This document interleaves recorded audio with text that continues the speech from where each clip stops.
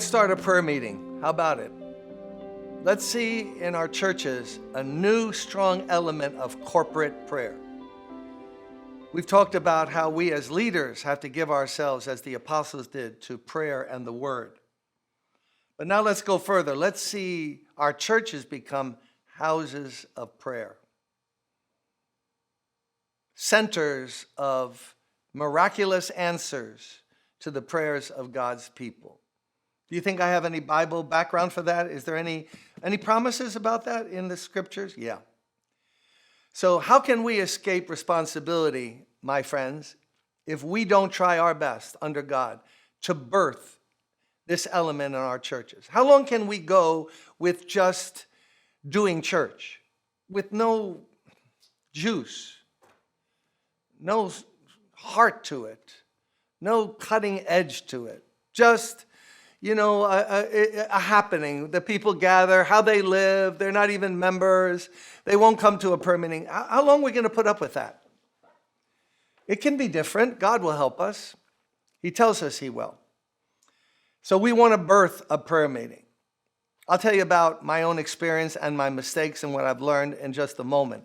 But I want to remind you that Paul not only gave himself to prayer for himself, he says things like this, Romans 1 verse 9, God whom I serve in my spirit in preaching the gospel of his Son is my witness, how constantly I remember you in my prayers at all times, and I pray that now at last by God's will the way may be open for me to come to you. Unceasingly I pray for you. He writes to the church in Colossae, he had never even been there. I always remember you in my prayers. He obviously knew there's power in bringing to God in simple childlike faith our requests. Now the battle is, do we believe that? Because you can pound the Bible and God answers prayer, but when push comes to shove, do we believe this enough to attempt it, to practice it, and to lead our people into being a church filled with prayer, a house of prayer? Well,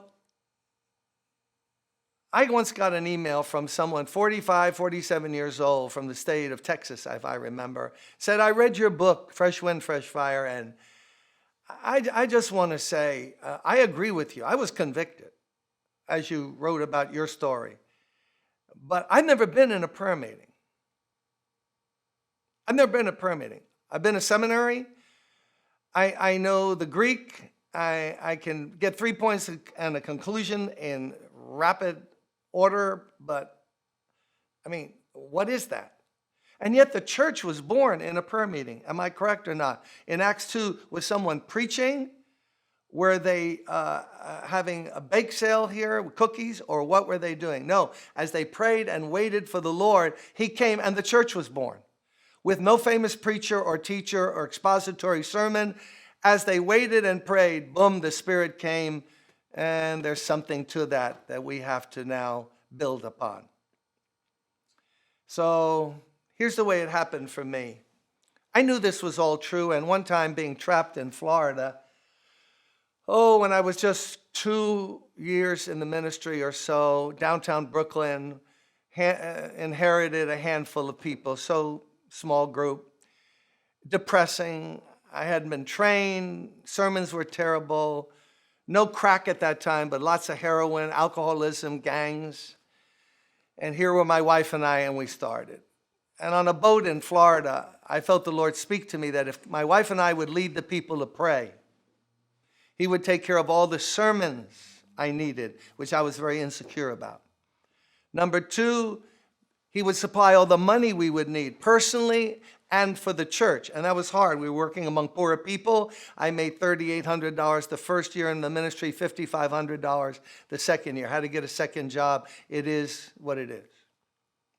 And thirdly, there'd never be a building large enough to contain all the people in one service that God would send in if we just led the people to pray.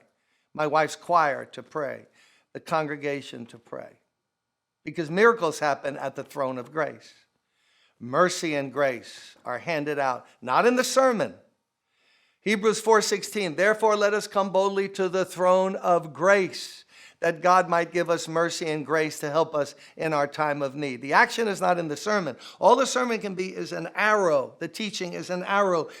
Get to God, talk to God, receive from God. We've made the sermon the end all, and it's not. God is the end all. That's why we have celebrity preachers.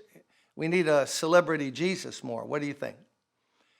So I started to emphasize the Tuesday night prayer meeting. I think for the first one that I emphasized this, when I got back from Florida, there were maybe 12 people. Years later, as it began to grow, and it's grown by the grace of God ever since then, an associate pastor of mine at the time, a godly man named Kenneth Ware, he came to me and he said, I see yourself killing yourself preaching and pouring out on Sundays and the financial needs the church has. Do you mind if I gather some people who will pray during the services? They'll sit in another one, but they'll pray in the services that you're preaching at for God to anoint the choir and bless the meeting. I went, yeah. He said also, the same group, they'd like to stay overnight on Friday from starting at 9 till 5, 6 in the morning. They just want to pray. What was I going to say? Oh, no, don't pray. Well, of course.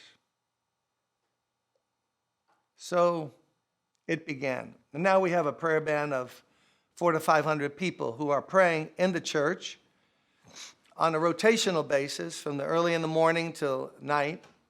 They pray for needs that come in, requests from around the world, and my request, they know where I am, what I'm doing, and they're praying. What a blessing. So the first Sunday that they got to be praying like during the service, they started with the overnight Friday night. I had the sequence wrong, and now they're going to pray on Sunday. So they're going to pray on Sunday. They come in my office, and then they go upstairs because I go out and the meeting is going on. So I'm sitting there, I'm tired already, and it's like we were having 3 services on those Sundays. And I'm ready to go out, and I hear above me, they were praying, we were in a different facility, and I could hear through the air ducts someone praying out loud, and it seemed like they were hitting the chair or something. What in the world? And they were praying, Lord, protect him. Lord, protect Pastor Cymbala. God, protect him today. Keep him from harm. And I remember, as God is my witness, I remember thinking, what in the world? I'm not going into a street fight. I'm going out for another meeting. I go out to the service. I'm preaching. Time comes, I'm preaching. I'm preaching about the love of God. I get to the point where, the ultimate sin is not the sins we commit, because God has made provision that we can be forgiven for those sins. The ultimate sin is to reject God's love. So I get carried away, hopefully by the Spirit. And I kind of close my eyes. I'm standing on the side of the pulpit, and I'm calling people, don't reject, receive God's love, receive God's love. Come on, would you just receive God's love? They weren't sure, was I talking, was I praying, what was going on? Suddenly a guy in the back stands up, comes down the aisle, security misses him, has a .45 in his hand, drawn on me. Comes down the aisle, walks down the aisle. I'm got my eyes closed. I don't see him. My wife behind me is playing a keyboard. She sees him. She yells my name twice. I don't hear it. I'm telling people, come to Jesus. Meanwhile, I'm on my way to Jesus, it seemed like. He walks right up, comes on the platform. Now it's too late. Nobody can grab him. He's got the gun drawn on me. He walks over and he throws it down on the pulpit. I hear the noise. I opened my eyes like I never went to seminary, but even in seminary, they don't tell you what to do when there's a gun on your pulpit. He kind of like is trudging off the platform and sobbing. And he had planned to hurt someone who had messed with his woman. And he got a gun, and somehow, providentially, God brought him into the auditorium. He got so convicted that in his twisted, troubled mind, he said, I got to get rid of this gun. I'll give it to the preacher. So it seemed worse than it really was. Threw the gun down, trudging off. I kind of trot after him. I mean, imagine first-time visitors in that service. Like, oh, what a great meeting. Yeah, a guy pulled a gun, then the pastor went after him. Just another day at Brooklyn Tabernacle. He goes off the platform and cries out. I can still hear him. Oh, Jesus, help me. Falls in the aisle. The security, now they got there. And I said to him, don't, leave him be, leave him be. And I went back to the platform, as God is my witness. Went to the pulpit, held up the gun. It was loaded, I later learned. Held it up and I said, look at what God can make you give up. That's all I said. I didn't know what to say. That's what came to me. Suddenly, whoosh, whoosh, whoosh, whoosh, from the balcony, from downstairs, people are running to the altar, receiving God's love. Amazing meeting. I don't know how many we baptized just from that service. It was real. It was God. What Satan meant for evil, God can work for good. As the meeting ended, I was walking out. I thought to myself, who was that praying? God protect him. God cover him. God watch out for him. Keep him safe. The guy could have panicked. Someone could have made a false move. He could have blown me to smithereens. Listen, when your church begins to pray, when my church begins to pray, we have not even seen what God can do when God's people